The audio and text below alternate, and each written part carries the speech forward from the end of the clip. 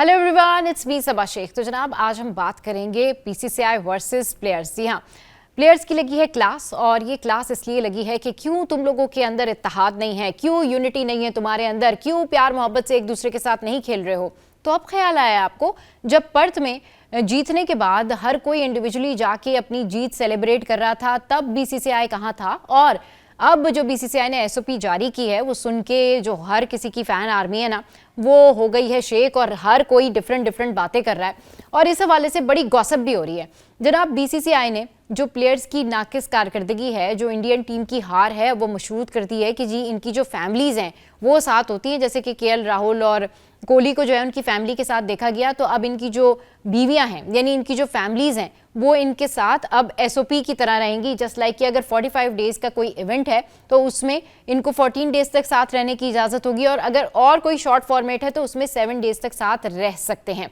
But क्या ऐसा करना ठीक है? इस हवाले से नवजोत सिंह सिद्धू ने भी बात की थी कि भाई जब टीम हार जाती है ना, तो उसकी हार का जो सारी जिम्मेदारी है ना, वो वाइफ्स पर या फैमिलीज पर ना डाला करें।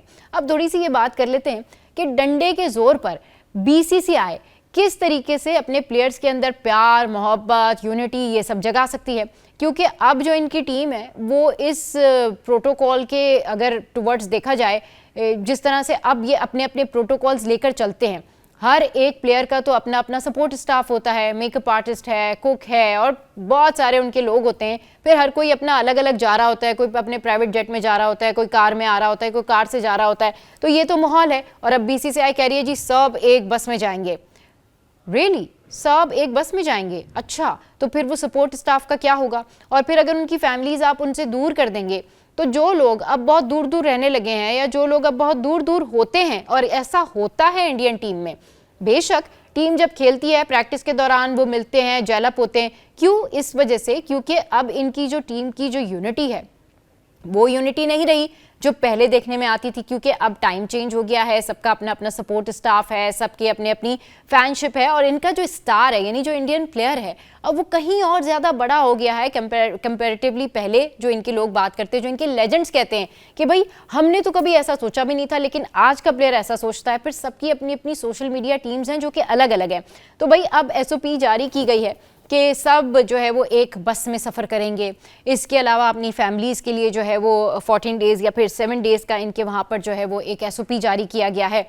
इसके अलावा बताया गया है कि जी अब डोमेस्टिक क्रिकेट खेलनी होगी सबको, यानी कि रणजी ट्रॉफी खेलनी होगी। 23 जनवरी से स्टार्ट हो रही है। अभी तो सब हाँ हाँ कर रहे हैं, जी ठीक है जी हम भी खेलेंगे हम भी खेलेंगे, मगर जब स्टार्ट होगी डोमेस्टिक तो क्या वाकई ये लोग खेलेंगे या नहीं खेलेंगे? क्योंकि अब देखना ये है कि जो बड़ा स्टार है यानी जो स्टारडम है, जो वाकई किंग बने हुए हैं, जो वाकई जिनकी फैन फॉलोइंग है, हिटमैन है, या फिर इनकी टीम में जो दीगर लोग हैं, क्या वो वाकई जाएंगे अब डोमेस्टिक की तरफ, एसओपी फॉलो करेंगे? दूसरी बात ये कि इनकी टीम में जो जूनियर्स हैं अब उनको सिखाएगा कौन? क्योंकि अब तो सब स्टार बन चुके। सबसे बड़ी बात यह है कि टीम को जेलअप करने के लिए आपको अच्छे कोच और कप्तान की ज़रूरत होती है। क्या शाम को लाउंज में, क्या शाम को आपका कोच आपका कप्तान अवेलेबल होगा? क्या गौतम गंभीर की पर्सनैलिटी ऐसी है कि प्लेयर शाम को आके अपना रोना धोना कर ले गौतम गंभीर के साथ कि ये हो गया जी वो हो गया जी? क्या कप्तान अवेलेबल होगा? ठीक है, पाबंदियां लगा के आप अपनी टीम को जेलअप करने की कोशिश कर सकते हैं, मगर अगर कोई दिल से ही ना चाहे तो फिर क्या होगा? क्या उस बस में आपको तमाम लोग उसी तरह से जेलअप नजर आ जाएंगे?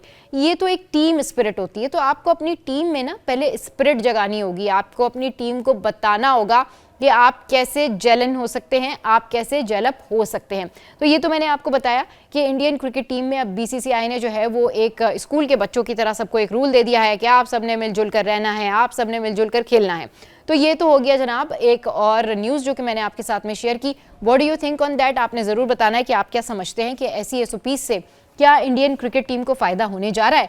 नेक्स्ट न्यूज़ जो है वो है बुमराह से रिलेटेड। जी हाँ, बुमराह से रिलेटेड आईसीसी ने दिसंबर 2024 की कारकर्दगी की बुनियाद पर जसप्रीत बुमराह को प्लेयर ऑफ द मंथ करार दिया है, और इसके साथ साथ ऑस्ट्रेलिया के जो कमिंस हैं और जनूबी अफ्रीका के जो डैन पीटरसन हैं उनकी भी नामजदगी हुई है। तो best wishes for Bumrah. But अब देखना यही है कि इंडियन क्रिकेट टीम में जो है वो मजीद क्या क्या तब्दीलियां आने जा रही हैं।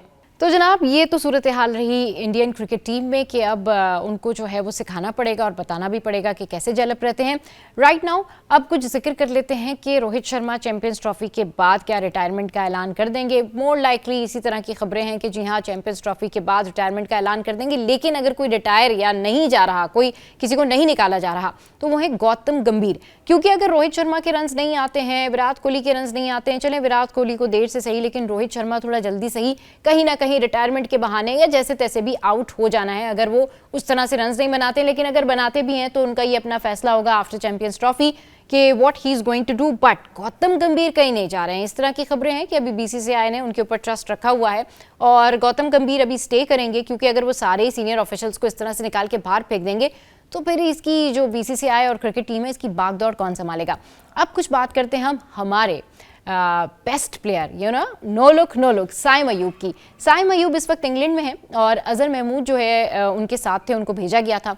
अब साइम के हवाले से ये खबरें सामने आ रही हैं कि फिलहाल तो वो वहाँ पर अकेले स्टे करेंगे, क्योंकि अभी उनकी जो रिपोर्ट्स इस हफ्ते आएंगी उसमें डिसाइड होगा कि क्या होने जा रहा है। उसके बाद ये देखा जाएगा कि उनका रिहैब लाहौर में होगा या फिर इंग्लैंड में। तो साइम के हवाले से मैंने ये खबर शेयर की, जिसको सुन के जो है वो बेस्ट विशेस ही देने का दिल करता है कि साइम आप जल्दी से ठीक हों और वापस आएँ और फिर यहाँ पर जो है वो इवेंट का हिस्सा बने, क्योंकि पाकिस्तानी टीम को, पाकिस्तान को आपकी बेइंतहा ज़रूरत है।